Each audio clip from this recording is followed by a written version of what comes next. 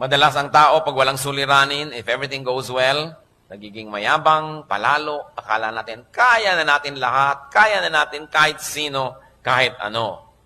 Pero pag nagkakaroon ng mga suliranin, muli nakikita natin yung mga bakod na hangganan ng ating magagawa. Hangganan ng ating kakayanin sa buhay. Naaalala natin tayo ay tao, tayo ay hindi Diyos, at hindi pwedeng maging Diyos-Diyosan.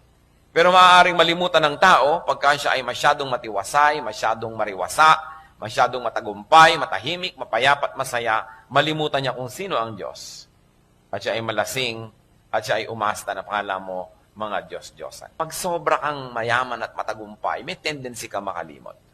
Ganon din naman pag sobrang mahirap, may tendency kang makalimot. Kung may problema po kayo, kapatid, at dahil dyan, naalala nyo na ang Diyos lang ang kalakasan at hindi tayo talaga, naalala natin hindi tayo pwedeng magyabang, yan ay blessing. Sapagkat nagkakaroon ng paalala ang mga nakakalimot. Problems can become blessings when they humble us before God. At kung kinakailangan dumating ang mga suliranin, para lang tayo hilahin muli pabalik sa lupa mula sa ating paglutang at paglipad ng mataas, nakabubuti na nagkakaroon ng suliranin ng tao.